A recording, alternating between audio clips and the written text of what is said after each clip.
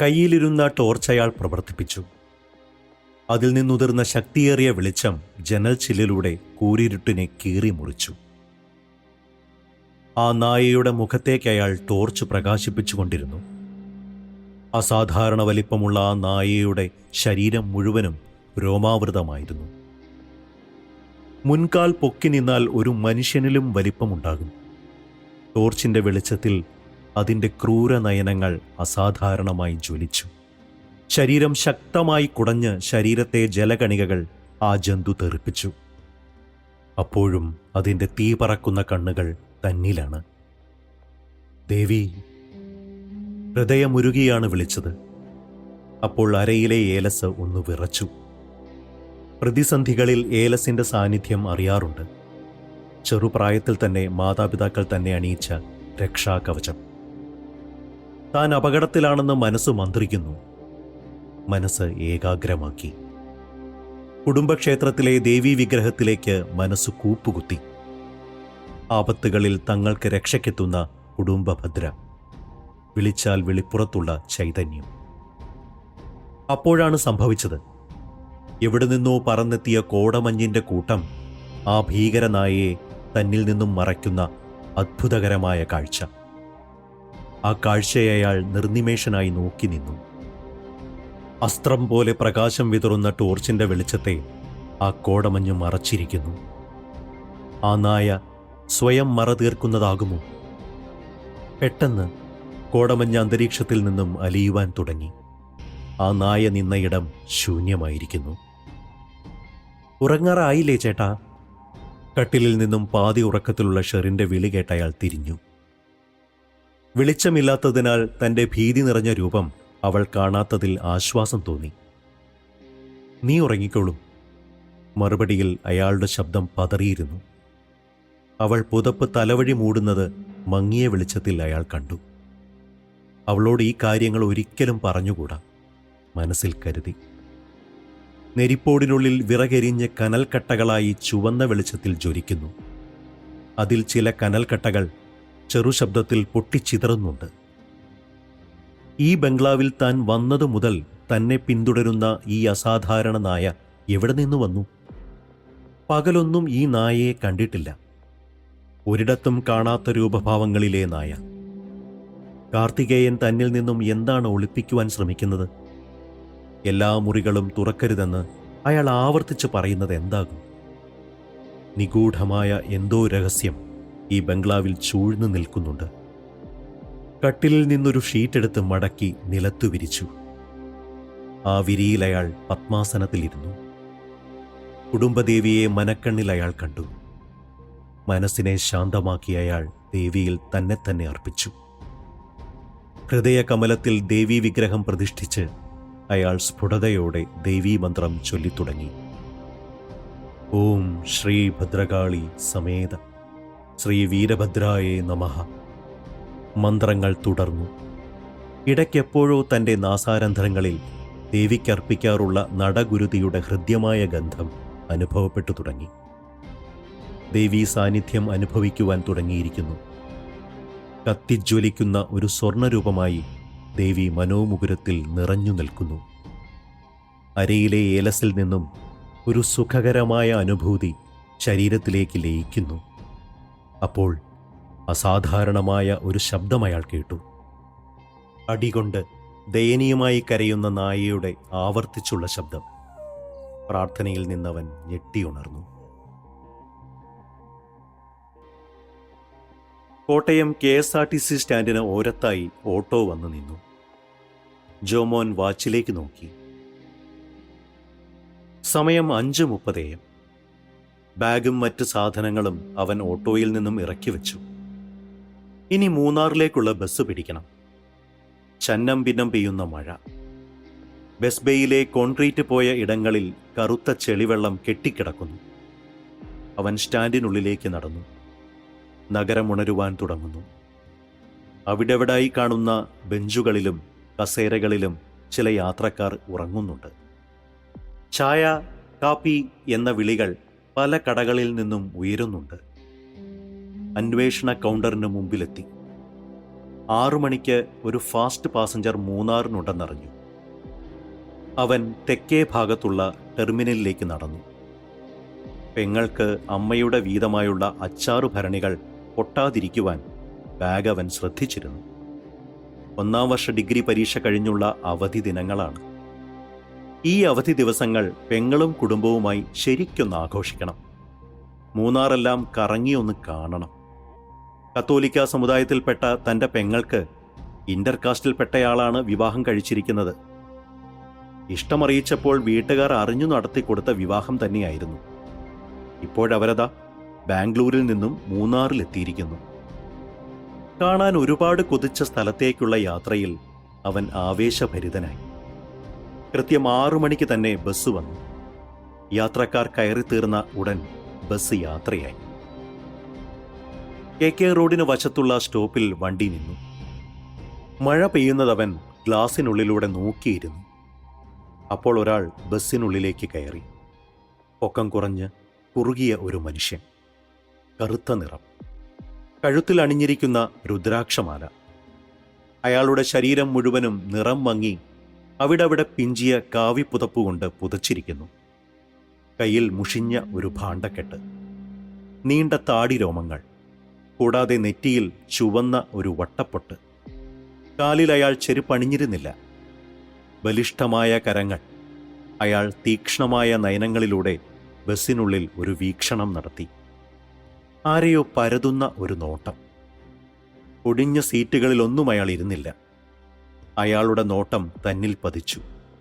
മെല്ലെ ആ മനുഷ്യൻ അവൻ്റെ അരികിലെത്തി. ജോമോന് വല്ലാത്ത ഒരു ദേഷ്യം തോന്നി. മൂന്നാർ വരെ ഈ മനുഷ്യനെ സഹിക്കണമെന്നുള്ള തോന്നലാണ് അവൻ്റെ ഉള്ളിലുണ്ടായത്. നാശം! ആരും കാണാതവൻ പിറുപിറുത്തു. നീരസത്തോടെ ഇരുന്ന അവൻ്റെ അരികിലായി അയാൾ ഇരുന്നു. ആ മനുഷ്യൻ അവനെ നോക്കി ചിരിച്ചു. നല്ല നിരയൊത്ത ഭംഗിയുള്ള വെള്ളപ്പല്ലുകൾ. അയാളിൽ നിന്നും ഉതിരുന്ന അഭൗമ്യമായ സുഗന്ധം ബസ്സിനുള്ളിൽ നിറഞ്ഞു. ഒരു നവ്യാനുഭവം പകരുന്ന സുഗന്ധം. ആ മനുഷ്യനിൽ നിന്നും പകരുന്ന പരിമളം വിശ്വസിക്കാനാവാത്തതായിരുന്നു. എങ്ങോട്ടാണ്? ചിരിയോടെയാണ് അയാൾ ചോദിച്ചത്. അയാളുടെ ഉച്ഛ്വാസവായുവിൽ കർപ്പൂരഗന്ധം കലർന്നിരുന്നു. മൂന്നാർ. അവിടെ ഗ്രീൻ വാലി എസ്റ്റേറ്റിൽ. അളിയൻ അവിടെ GM ആണ്. പെങ്ങളും അളിയൻ്റെയും അടുത്തേക്കാണ് യാത്ര. അവൻ അദ്ദേഹത്തോട് മൊഴിഞ്ഞു. അയാൾ അർത്ഥഗർഭമായി ഒന്ന് മൂളി. അങ്ങ് ആരാണ്? ഉദ്വേഗത്തോടാണ് അവൻ ചോദിച്ചത്. അതിന് മറുപടിയായി കിട്ടിയത് അദ്ദേഹത്തിൻ്റെ മന്ദഹാസമാണ്. നീണ്ട താടിയിലൂടെ അയാൾ വിരലോടിച്ചു. അയാൾ മുഷിഞ്ഞ ഭാണ്ഡത്തിനുള്ളിൽ നിന്നും ഒരു ഇംഗ്ലീഷ് ബുക്ക് വെളിയിലെടുത്തു. 19-ാം നൂറ്റാണ്ടിൻ്റെ ആദ്യഘട്ടങ്ങളിലെന്നോ ഇംഗ്ലണ്ടിൽ അച്ചടിച്ച ഒരു ബുക്കായിരുന്നു അത്. മൂന്നാറിനെക്കുറിച്ചുള്ള ബുക്ക്. അയാൾ ആരായാലും നിസ്സാരനല്ല, അവൻ മനസ്സിലോർത്തു. ജോമോൻ എന്നല്ലേ പേര്? അവൻ തരിച്ചിരുന്നു. ആദ്യമായി കാണുന്ന ആ മനുഷ്യൻ തൻ്റെ പേര് പോലും പറയുന്നു. അവനോടായി അയാൾ തുടർന്നു. നിന്നെ കാണുവാനാണ് ഞാനിവിടെ എത്തിയത്. നിന്നെക്കുറിച്ചും നിന്റെ സഹോദരി ഭർത്താവ് മനുവിനെക്കുറിച്ചും എനിക്കെല്ലാം അറിയാം. സംസാരം നിർത്തി അവൻ്റെ കണ്ണുകളിൽ നോക്കി അയാൾ തുടർന്നു. ഞാൻ ആരെന്ന് നീ അറിയേണ്ട. പക്ഷേ ഒന്നറിഞ്ഞോളൂ, എനിക്ക് ജരാനരകളില്ല. അദ്ദേഹം പറഞ്ഞു നിർത്തി. അങ്ങ് എന്തിനാണ് എന്നെ തേടി വന്നത്? അവൻ ഭയഭക്തി ബഹുമാനത്തോടെയാണ് ചോദിച്ചത്. നീണ്ട താടിരോമങ്ങളിൽ തടവിയിരുന്ന കരങ്ങൾ അദ്ദേഹം നിശ്ചലമാക്കി. തീക്ഷ്ണങ്ങളായ കണ്ണുകളോടെ അവൻ്റെ കണ്ണുകളിൽ അദ്ദേഹം നോക്കി. എന്നിട്ട് അദ്ദേഹം പതിഞ്ഞ ശബ്ദത്തിൽ പറഞ്ഞു, നീ പോകുന്നത് ചരിത്രം മാറ്റി എഴുതുവാനുള്ള യജ്ഞത്തിൽ പങ്കാളിയാകുവാനാണ്. ഞാനോ? അവൻ ആശ്ചര്യത്തോടെ പുലമ്പി. അതെ, നീയും ആ ദൗത്യത്തിൽ പങ്കാളിയാകും. ഇത് നിങ്ങൾക്കൊരു വഴികാട്ടിയാകും. അതുവരെ രഹസ്യമായി നിന്റെ കയ്യിലിരിക്കട്ടെ ഈ ബുക്ക്. അദ്ദേഹം ആ ബുക്ക് അവനെ ഏൽപ്പിച്ചു. മുഷിഞ്ഞ ഭാണ്ഡക്കെട്ടിനുള്ളിലൂടെ അദ്ദേഹം എന്തോ പരതി നോക്കി. ഒടുവിൽ ഒരു വലിയ രുദ്രാക്ഷമുത്ത് കയ്യിലെടുത്തു. ഇത് ആദി കൈലാസ സാനുക്കളിൽ നിന്ന് എനിക്ക് ലഭിച്ച ശിവശക്തി കുടികൊള്ളുന്ന രുദ്രാക്ഷമാണ്. ഇത് ആപത്തുകളിൽ നിങ്ങളെ സഹായിക്കും. ഇത് സൂക്ഷിക്കുക. ഒരു സുഖകരമായ മയക്കം അവൻ്റെ കണ്ണുകളിൽ വ്യാപിച്ചു. എല്ലാം മറന്നവൻ മയങ്ങി. അപ്പോഴും ബസ് മൂന്നാർ ലക്ഷ്യമാക്കി പായുകയായിരുന്നു. ബസ് സ്റ്റേഷനിലെ കോലാഹലം കേട്ടാണ് ജോമോൻ മയക്കത്തിൽ നിന്ന് ഉണർന്നത്. വളരെ നേരം ഉറങ്ങിയെന്ന് തോന്നുന്നു. വിൻഡോ ഗ്ലാസ്സിലൂടെ അവൻ വെളിയിലേക്ക് നോക്കി. മൂന്നാർ എന്നെഴുതിയ ബസ് സ്റ്റാൻഡിലെ ബോർഡ് അവൻ വായിച്ചു. തനിക്കിറങ്ങേണ്ട സ്ഥലത്തെത്തിയിരിക്കുന്നു. കഴിഞ്ഞ കാര്യം അവൻ ഓർത്തെടുത്തു. ആ സ്വാമിയെ അവൻ അവിടെ തിരഞ്ഞു. അദ്ദേഹം അപ്രത്യക്ഷനായിരിക്കുന്നു. ആ മനുഷ്യന്റെ ശരീരത്തിലോടൊഴുകിയ സൗരഭ്യം ഇപ്പോഴും നാസാരന്ധ്രങ്ങളിൽ തങ്ങി നിൽക്കുന്നു. ബാഗുകൾ എടുത്തവൻ ബസ്സിനുള്ളിൽ നിന്നും വെളിയിലിറങ്ങി. സ്റ്റാൻഡിന് വെളിയിൽ എവിടെയെങ്കിലും കാത്തുനിൽക്കാമെന്നാണ് മനുവളിയൻ പറഞ്ഞിരിക്കുന്നത്. വെളിയിലെ നിരത്തുകൾ മഴ പെയ്ത് കുതിർന്നു കിടക്കുന്നു. അവിടവിടായി ചിതറിക്കിടക്കുന്ന കുതിരച്ചാണകത്തിൽ ചവിട്ടാതെ ശ്രദ്ധിച്ചാണവൻ നടന്നത്. മെയിൻ റോഡിനോരത്തുള്ള വാഗമരത്തിന് തണലിൽ മനു തന്നെ കാത്തു നിൽക്കുന്നവൻ കണ്ടു. അവൻ അയാളുടെ അരികിലേക്ക് നടന്നു. ബാഗുകൾ വാങ്ങി മനു കാറിന്റെ ഡിക്കിയിൽ ഭദ്രമായി വെച്ചു. ഒരു ചായ കഴിച്ചാലോ ജോമോനെ? വേണ്ട അളിയ, ചേച്ചിയുടെ അടുത്ത് ചെന്നിട്ട് മതി, മനുവിനോടായി അവൻ പറഞ്ഞു. വളഞ്ഞു പുളഞ്ഞു കിടക്കുന്ന മലനിരകളിലൂടെ വളരെ വേഗത കുറച്ചാണ് മനു ഡ്രൈവ് ചെയ്തത്. ചരിത്രങ്ങൾ ഉറങ്ങുന്ന പശ്ചിമഘട്ട മലനിരകളിലൂടെ അവന്റെ കണ്ണുകൾ പരതി നടന്നു. മഞ്ഞു പുതപ്പണിഞ്ഞ മലനിരകൾ, വർണ്ണങ്ങൾ വാരി വിതറിയ പോലുള്ള ആകാശക്കാഴ്ച, ചക്രവാളച്ചെരുവിലൂടെ കൂട്ടമായി പറന്നുപോകുന്ന പക്ഷിക്കൂട്ടങ്ങൾ. ഒരു പിഞ്ചുബാലന്റെ കൗതുകത്തോടെ ആ കാഴ്ചകൾ കണ്ടവൻ ഇരുന്നു. യാത്ര എങ്ങനെയുണ്ടായിരുന്നു? സുഖകരമായിരുന്നു. പെട്ടെന്നാണ് ബസ്സിൽ വെച്ചുണ്ടായ കാര്യങ്ങൾ ഓർത്തത്. അവൻ ആ സ്വാമിയെ കണ്ടതു മുതലുള്ള കാര്യങ്ങൾ മനുവിനോട് പറഞ്ഞു. ഉയർന്ന ഒരു കുന്നിനരികിലെ പൈൻ മരക്കാടിനരികിലായി മനു കാർ ബ്രേക്കിട്ട് നിർത്തി. അവനിൽ നിന്നും കേട്ട കാര്യങ്ങൾ വിശ്വസിക്കാനാവാത്ത മുഖഭാവത്തോടെ. ജോമോൻ പാന്റിന്റെ പോക്കറ്റിൽ ഭദ്രമായി സൂക്ഷിച്ചിരുന്ന രുദ്രാക്ഷക്കായ മനുവിന്റെ കയ്യിൽ കൊടുത്തു. മനു ആ രുദ്രാക്ഷക്കായ വിശദമായി പരിശോധിച്ചു. ശിവഭഗവാന്റെ ജടാമുടികളിൽ ചൂടുന്ന പഞ്ചമുഖിയായ രുദ്രാക്ഷക്കായ. മനുഷ്യർ കടന്നു ചെല്ലാത്ത പരമപവിത്രങ്ങളായ ഹിമഭൂമിയിൽ മാത്രം കാണുന്ന അപൂർവമായ ആ രുദ്രാക്ഷക്കായിൽ മനു അത്ഭുതത്തോടെ നോക്കി നിന്നു. അപ്പോൾ അവിടെ ഹൃദ്യമായ പരിമളം പടർന്നു. എന്തൊക്കെയോ സംഭവിക്കുവാൻ പോകുന്നു. അവൻ കണ്ട സ്വാമി പറഞ്ഞ വാക്കുകൾ മനു ഓർത്തു. ചരിത്രം മാറ്റിയെഴുതുവാനുള്ള യാത്രയെന്ന്. അതെന്താകുമായിരിക്കും? ഇനിയൊന്നും ഒളിപ്പിക്കുവാനില്ല. തന്നെ അലട്ടുന്ന ബംഗ്ലാവിലെ അനുഭവങ്ങൾ അവനോട് തുറന്നു പറയുക തന്നെ. ജോമോനെ, നിന്നോടൊരു കാര്യം പറയുവാനുണ്ട്. നീ ഭയപ്പെടരുത്. പിന്നെ നീ ഈ കാര്യം വെളിയിൽ ആരോടും പറയരുത്. പറയില്ലെന്നവൻ തലയാട്ടി. കഴിഞ്ഞ ദിവസങ്ങളിൽ ബംഗ്ലാവിൽ തനിക്കനുഭവപ്പെട്ട കാര്യങ്ങൾ ഓരോന്നായി ജോമോനോടായി മനു പറഞ്ഞു. ശ്രദ്ധയോടെയാണ് മനു പറഞ്ഞ കാര്യങ്ങൾ അവൻ ശ്രവിച്ചത്.